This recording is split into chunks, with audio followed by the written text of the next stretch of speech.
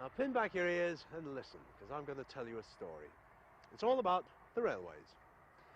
Did you know, every single day, over 18,000 trains use our railway system? Amazing, isn't it?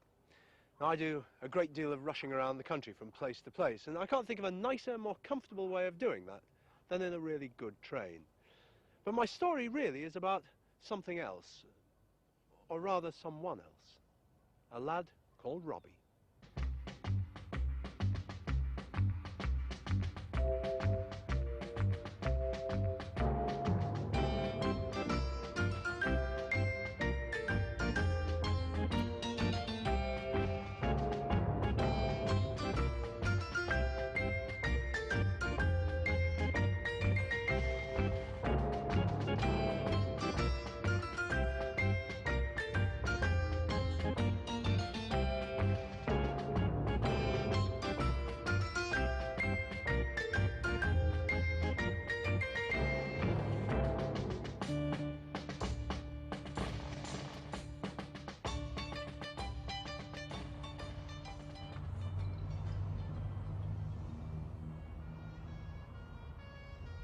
A right terror was Robbie. Always into something, know what I mean? Got stuck up a tree. The firemen had to come to get him down. Even they couldn't work out how he'd made it that far. Thought he'd rescue a stray dog one day. Well, it looked like a stray. But the blooming dog lived right the other side of town, so Robbie got completely lost, of course. And his mum ended up fetching him from the nick. Fell in a pond, didn't he? And it had to be the stinkiest, pongiest pond in the whole district. Drove his mum half wild, did Robbie. When he wasn't getting stuck up things, or losing himself, or playing hippos in the mud, there were two big things in Robbie's life. One was football. He wasn't half bad, they said. Not bad at all for an 8-year-old. One or two people reckoned he stood a chance of making professional one day. And the other thing was trains. Crazy about trains he was. Even the old steam locos he'd never even seen in real life. Even a picture seemed to come alive.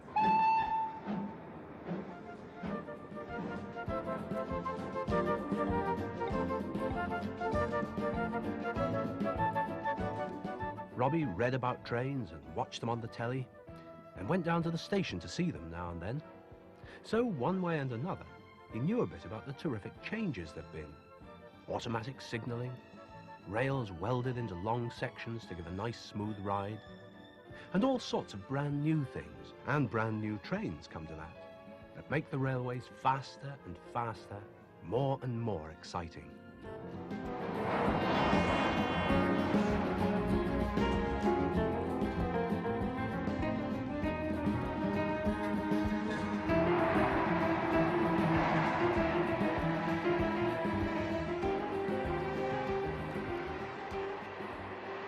He even wondered about being a driver himself one day. But soccer came out top. Even Mum didn't mind the mud then, so long as he kept some of it outside the house. Well, what with everyone saying how good he was and him knocking up quite a fair goal average in the local team, you never know. We might have a soccer star in not so many years' time. Even his brother and sister showed up at one match. Of course, they were just passing, they said, just when Robbie was kicking a dead easy penalty. And then, of course, he blew it, didn't he? Nearly died of shame.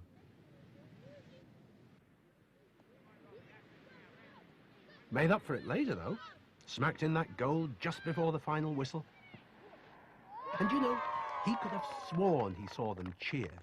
Well, nearly. Robbie didn't know it, of course. But that was the last goal he'd ever score. Come to that, the last game he'd ever play. Because things went wrong on the way home, you see. Big brother Bert reckoned he knew a shortcut. That was okay, till the shortcut brought them to the railway line. "We can't cross that," said Robbie.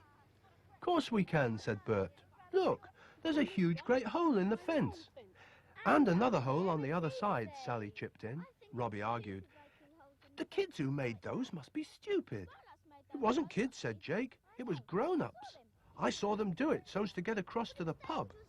Well, they're still stupid, Robbie argued. It's just plain stupid going across a railway. You chicken then, asked Bert. Chicken soccer star? Sally joined in.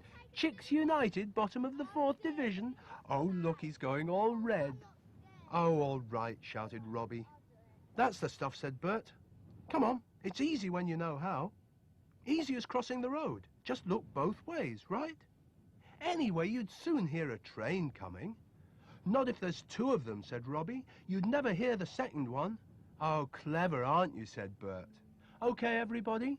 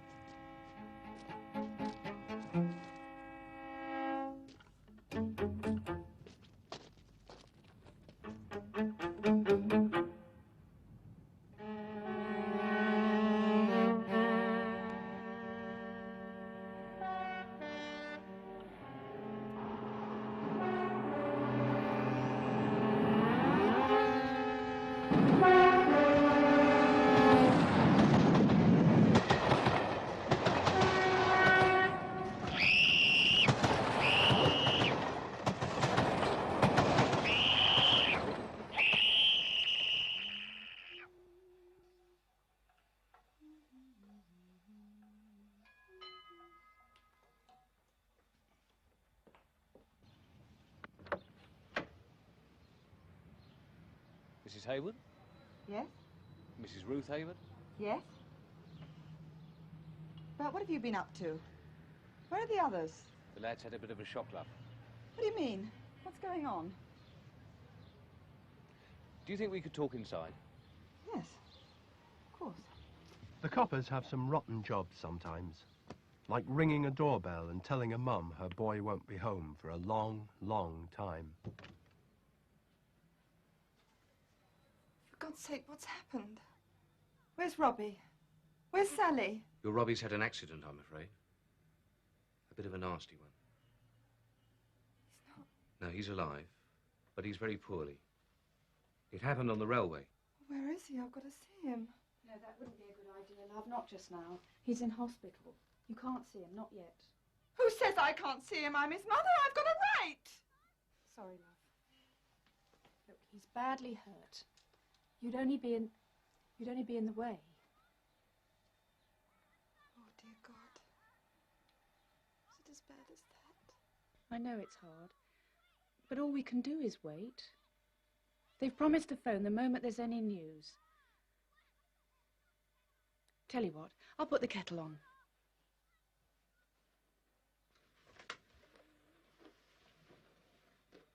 But what happened? It's best not to go into all that now. I've got to know. What the hell happened? Well, we haven't got... What happened? Yet, but it seems the kids... Well, the copper didn't tell it all, of course. Anyway, a train... But Robbie had lost both feet managed to get and clear. broken half the bones in his body. Oh, dear Christ. And Sally was in hospital too, they said. No, she wasn't hurt. But all of a sudden, she couldn't speak, you see. Not a word. She just lay there and stared. Didn't seem to notice anything. Best to drink it up, love. It'll do you good. You've had a bit of a scare. Bert ought to drink up his tea and keep warm, they said. He'd had a nasty fright. Sorry, love. They asked me to bring these back.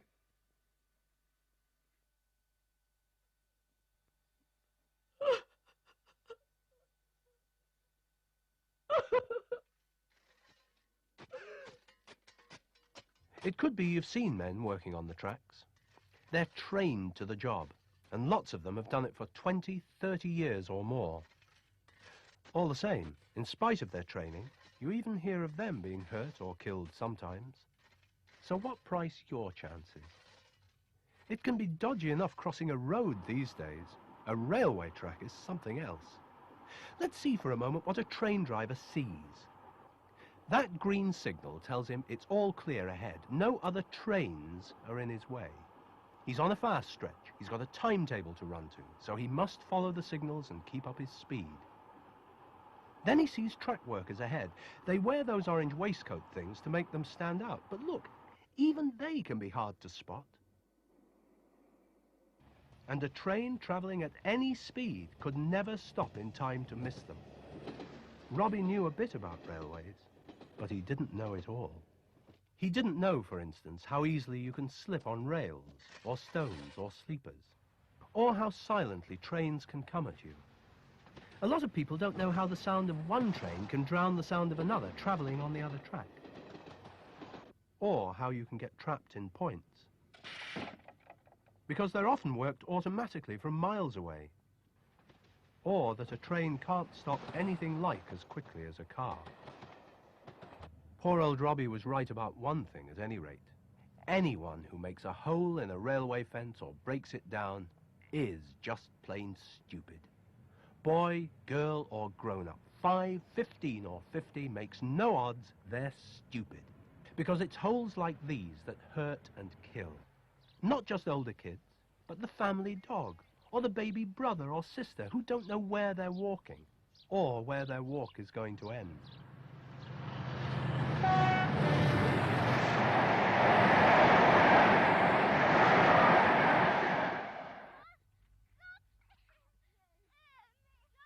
Robbie still keeps his boots.